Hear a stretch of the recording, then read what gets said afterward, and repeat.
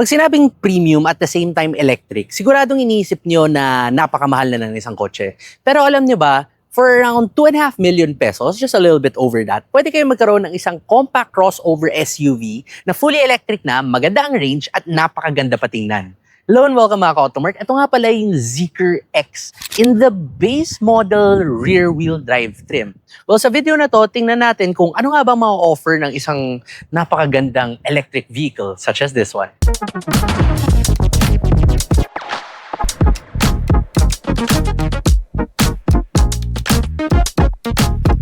Pag-usapan muna natin yung pricing, no? So, kadalasan mga electric car, lalo na yung mga high-performance premium car, sobrang mahal nila. Pero itong Zeekr X na to, ay nagkakahalaga lang ng 2.6 million pesos. According to Zeekr, meron pa tayong mga standard discounts na magiging effective selling price mo na ito is only around 2.2 million pesos. So, halos kapresyo niya lang yung ibang variants ng Fortuner, di ba? Naka-fully electric ka pa. Dito sa harap, maganda yung design elements niya. So, dito sa taas, yung parang close, daytime running lights yan or DRLs. Yung mga headlights mo nandito sa baba. At pag ikutan naman natin yung kotse dito sa tabi, naka 19-inch rims ka na rin. Kung gusto mo ng 20-inch rims, pwede ka mag-upgrade dun sa flagship variant nila, yung privilege na all-wheel drive. So dito sa tabi, itong side mirrors mo, pag tingnan mo, frameless na rin yan. Marami kang cameras dito. At ang pinaka-impressive part nito, ito yung susi niya. Card lang siya. So very similar sa Tesla. Mapapansin nyo ngayon yung door handles, nakapasok siya. So, nabubuksan ko yung pinto. Frameless na rin yung windows mo. At kung lalak mo yung kotse, etong keycard mo, tatap mo lang dito sa B-pillar. Lalak na yung kotse. At tingnan niyo itong part na to. Yan, nagsara. So, hindi mo na mabubuksan yung kotse. Galing, di ba? In terms of ground clearance, di siya ganun kataas, but pwede na rin for a crossover SUV at 195mm. If you're wondering kung gaano kalaki nga ba ang kotse na to, it's only slightly bigger compared dun sa sikat na Geely Coolray, pero mas mababa lang siya in terms of height. Sa likod, very quirky ang design na to. Very unique talaga. Ang dami mo mga ilaw dito, iba't ibang kulay pa yan. And the car can even give you a light show, no? So, magpa-play siya ng parang music, tapos iilaw-ilaw itong mga nasa likod. Ang ganda. Etong Zeekr logo mo rin, parang siyang naka-emboss. So, may 3D effect siya. At pag binuksan mo na tong tailgate na to, power na rin siya since it's a premium car nga from a premium brand kahit na maliit lang naman yung tailgate niya. At dito naman sa likod, since electric car nga siya at marami kang mga battery dun sa ilalim, dun sa sahig, syempre hindi ganun kalaki yung magiging space mo para dito sa trunk area mo. Pero pwede na rin naman, kasya na rin ang isang maleta. At meron ka pa rin false floor dito kung saan pwede mo ilagay yung charging cable mo. Kung kulang pa rin yung storage mo dyan, dahil electric nga to at wala ka namang makina, pwede ka rin maglagay ng extra storage dito sa front trunk mo, yung tawag natin na frunk. Ngayon, since nandito na rin tayo sa hood, and kadalasan sa mga hindi electric cars, pinag-uusapan natin yung engine. Dito pag-usapan na natin ngayon. So battery mo muna 66 kilowatt hours. Malaki na rin yan. In terms of range, according to Zeekr, 445 kilometers. Pero in real world tests natin, around 393 kilometers. Still not bad, especially kung ang daily drive mo na sa Metro Manila lang. Paano naman sa power? 272 horsepower at 343 Newton meters of torque. Rear-wheel drive din ito at yung 0 to 100 kilometers per hour mo, 5.8 seconds. Not bad ang tulin yan. Pag kinuha mo yung all-wheel drive, bababa pa yan sa 3.8 seconds. Yan, paano naman ang charging? Well, madali lang. Sama tayo dito. Tama kayo sa akin dito. At, sorry, nasa kabila. Baliktad tayo. Nandito tayo. Sa driver side, sa likod, basta naka-lock yung kotse, pwede mo buksan to. At dito ka magcha-charge. So, yung AC mo yung slow charging na pwede mo i-charge sa bahay or di naman kaya sa mga mall. Ito yan, type 2, up to 11 kilowatts. Dito naman sa baba, may fast charging ka rin, up to 100 kilowatts. So, pag nandun ka sa mga mamplasan, for example, pwede ka mag-fast charge na itong Zeekr X mo. Sa loob ng Zeekr X, napakaganda talaga ng interior mo. Mapapansin mo na lahat ng materials na ginamit nila dito, very premium talaga. Lahat ng leather mo dito na may two-tone pa yung upuan mo, very comfortable siya. Pati na rin itong headliner mo. Hindi lang yan tela, hindi yan leather. Alcantara ginamit nila. So, this is usually what you will find in very high-end cars na.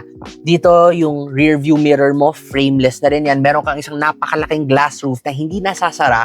Pero huwag kayo mag-alala, factory tinted na yan, may SPF protection pa yan. So, hindi talaga tumatagos yung init at hindi ka masa-sunburn. Promise. Minsan, mas maganda pa nga yan kaysa dun sa mga regular na sunroof lang eh. Okay, sa screens mo naman, dalawa screens mo dito. May isa kang 8.8-inch na digital instrument cluster at sa gitna, isang mas malaking, almost 15 inches big na center display. Unlike BYD, hindi ito naro-rotate, no? But don't worry rin dahil may wireless Apple CarPlay ka, may wireless Android Auto ka pa, at sobrang linaw pa ng 360-degree view camera mo. Lahat ng pwede mong paglaruan sa kotse, dito mo siya ma-adjust, pati yung side mirror controls mo, pati na rin yung light show, or di naman kaya yung parang speaker kung saan pwede ka mag-play ng music mo sa labas ng kotse. At meron din siyang parang radio system na pwede ka magsalita at ilalabas niya, ipi-play niya sa labas ng kotse. Parang nag-walkie-talkie ka, nag-loudspeaker ka. Parang yung mga nakikita mo doon sa may mga bulletproof na kotse. Wala, very interesting lang talaga. Okay, anyway, that aside, no, very spacious yung feeling nitong interior na to. Dito sa baba, ang laki, wala kang center area. Itong console mo na to, pag binuksan mo, may isa kang malaking cubby dyan, may cup holder ka pa na malalim, pero kung hindi mo nang kailangan ng napakalalim yung cup holder, pwede mo rin ilabas to. Para ngayon, dalawa na yung cup holder mo. Itong area na to, wireless charging pad yan ng cellphone mo, but at the same time, dyan mo rin dapat ilalagay yung susi mo dun sa initial startup mo lang, yung keycard mo, lalagay mo lang dyan at pwede mo na ilagay sa drive yung kotse. Ito nga pala yung cambio mo, no? Baba is drive, up is reverse, and P or press in to park. Ganun lang kasimple. Maliit ang Zeekr X pag tiningnan mo galing sa labas. Pero pagdating naman sa loob, dahil maganda talaga yung pag-develop niya na itong passenger cabin mo, sobrang luwag dito sa likod. Tingnan mo yung legroom ko, halos hindi nauubos. Yung headroom ko maganda na rin kahit na meron ka nitong glass roof. At kahit na tatlo kayo dito sa likod, hindi siya ganun kasikip kasi wala kang tunnel, wala kang transmission tunnel dito sa gitna. And pwede na rin, it's comfortable enough dito sa gitna. Meron ka na rin cup holders dito, baba mo lang to, dalawa. At meron ka na rin USB-C port at USB-A port. Now, ang tanong, bakit wala kang air vents? Nasaan yung air vents mo? Aha, usually nandyan, di ba? Ito, nandito siya sa B-pillar. Parang mga Volvo. At bakit nga ba parang Volvo ito? Because this car is the exact same car as the Volvo EX30 na nakakalaga ng 2.35 million and the Lincoln Co-02 that starts at 1.8 million pesos. So, yes, that's a very Volvo thing, no? Galing, no? Kung naghanap kayo ng extra cubbies dito, ito yung map pocket mo. Galing, no? Parang diagonal lang. May cellphone holder ka dito at pwede mo pang buksan ito to reveal extra storage there inside. So drive na natin ngayon itong Zeekr X, no? At we're stuck here in traffic, sobrang lala ng EDSA. And kadalasan pag naka-gasoline car kayo, dito pinaka hindi matipid ang gasoline or diesel eh.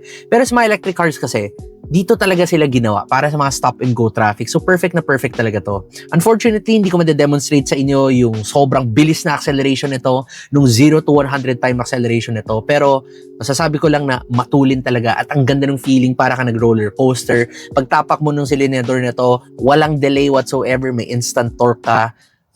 Feel ko peke yung sinasabi nila na 0 to 100 5.8 seconds eh. Feel ko mga 5 seconds lang to eh. Baka less pa nga eh. Plus the fact na sobrang tahimik niya nga, walang tunog ng makina. So kapag nag-accelerate ka ng sobrang bilis, tapos walang tunog, parang hindi maintindihan nung brain mo, nung utak mo, kung ano nangyari. Basta masayang-masaya siya. Pero hindi lang naman sa straight line maganda yung drive itong Zeekr X dahil maganda rin yung handling niya. Kadalasan pag kumukuha tayo ng mga kotse in this price range ngayon, front wheel drive na lang, di ba? Pero ito, rear wheel drive pa rin. So, meron ka ng feeling na pinupush ka out of the corner. It still is a very stable car since yung mga baterya mo nga na dun sa baba, kahit na crossover yung body nito. Ang ganda pa rin ng center of gravity niya. Ang saya niya pa rin i-drive ng mabilis. Ang sarap niya pa rin i-drive sa mga kurba. So, kung nagda-drive kayo sa Tanay, for example, parati kong example yan, matutuwa kayo pag Zeekr X ang dala ninyo. Pag nasa highway na naman kayo, tahimik din to dahil premium materials ang ginamit niya lahat. Wala ka masyadong vibrations dito. And yung wind noise mo, dahil aerodynamic siya, pati yung tire noise mo, dahil maganda yung Continental tires na binigay ni Zeekr sa'yo, sobrang relaxing. Meron ka ring adaptive cruise control dito na hindi lang may kasamang lane departure warning at lane keeping assist, meron ka pang automatic lane change. So pag pumunta ka dito sa settings mo, pakita natin dito. Punta ka lang sa Zeekr AD at meron kang automatic lane change. So, ang kailangan mo lang gawin, basta tumatakbo ka ng 70 to 130 kilometers per hour at nakabukas yung adaptive cruise control mo, magsisignal ka lang either to the left or the right and the car, the Zeekr X, will change lanes by itself. Gagawin nito ng sobrang bagal, so very safe naman yung feeling.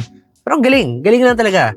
Pag nasa city ka naman, sobrang ganong manibela na adjust din lahat. So, pwede ka rin pumunta dito sa settings mo. Dito tayo sa driving. Yung region level mo, yung power assisted steering mo, pag ginawa mong comfort, sobrang lambot. Kahit isang pinky lang gamitin mo. Sa sport naman, pag fast driving ka, bibigat din siya. Panalong-panalo talaga lahat ng driving modes sa tong kotseng to. At the same time, meron ka rin single pedal driving dahil fully electric car siya. So, hindi mo na kailangan mag-brake. Pag binitawan mo yung silinador, just like golf cart, for example, pag nakatry na kayo nun, babagal na siya mag-isa and it will even come to a complete stop. So, once you drive the Zeekr X, don't forget, pag bumalik kayo sa isang gas or diesel na kotse, tandaan nyo, tapakan ulit yung preno ninyo. Sa lubak naman, okay rin siya. I would say it's a little bit firm. Mas chinun talaga nila yung suspension dito para maging stable sa highway, sa high-speed drives. Pero okay rin naman. Basta hindi ka ganun kaselan, hindi mo naman mafe-feel na masyadong matagtag ito. Honestly, pag driver ka, pwede. Pag pasahero ka, lalo na pag nasa likod ka, siguro doon medyo may magre-reklamo. But I think most of the people who will buy the Zeekr X naman are looking to drive it as their daily driver and usually mag-isa lang sila. So ready na nga ba talaga kayo mag-electric? Kasi kung ready na kayo at meron kayong around 2 million plus pesos to spend, itong Zeekr X na to in this base model rear-wheel drive trim is a pretty safe bet. Maganda yung itsura niya sa labas, maganda yung range niya, matulin siya, quiet siya, at pati sa loob, maganda na rin yung materials at features niya.